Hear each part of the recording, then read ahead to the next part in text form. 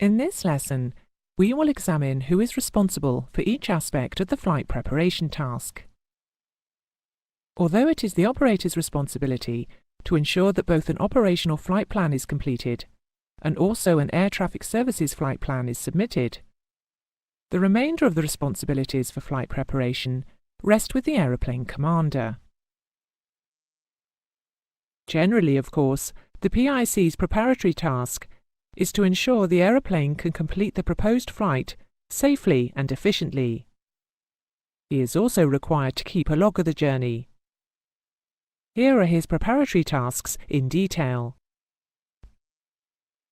Firstly, he must ensure the aircraft is airworthy and complies with both the Configuration Deviation List, CDL, and the Minimum Equipment List, MEL.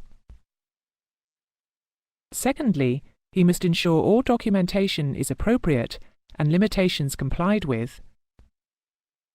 Thirdly, that the mass and balance and performance of the aircraft allows for a safe flight. And finally, here is a summary of the PIC's responsibilities in terms of pre-flight preparation.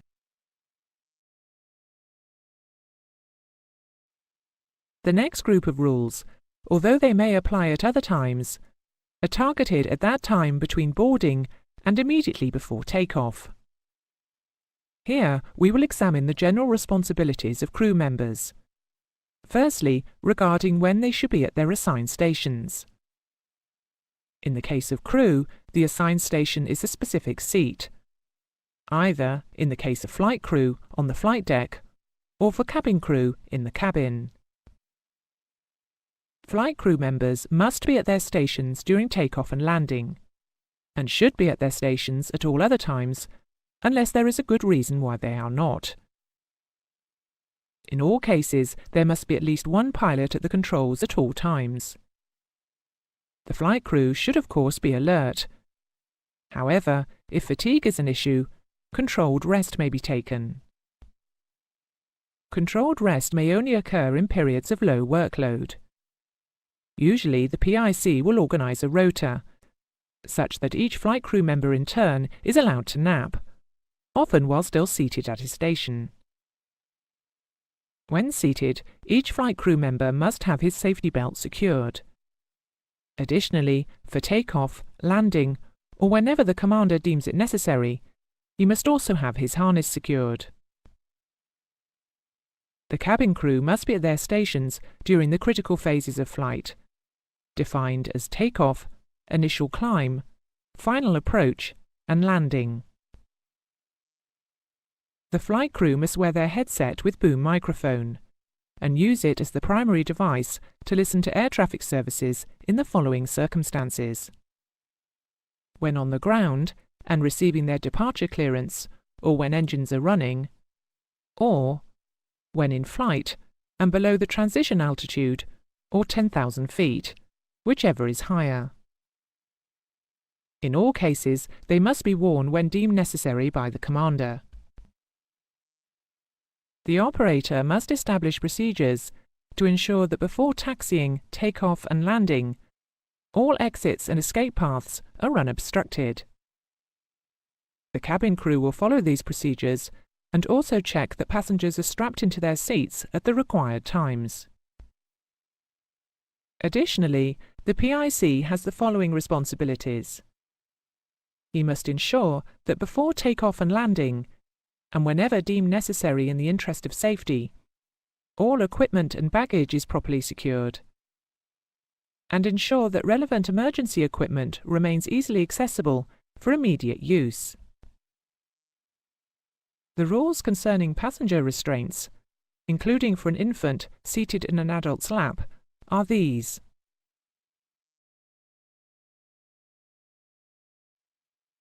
Finally, in this pre-takeoff section, are the rules regarding smoking. Again, they are self-evident, so here they are.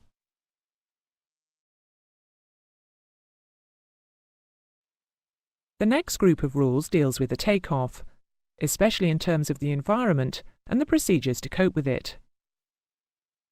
As you may imagine, a successful operation requires the conditions at the departure aerodrome, en route, and at the destination, or its alternate, to be suitable.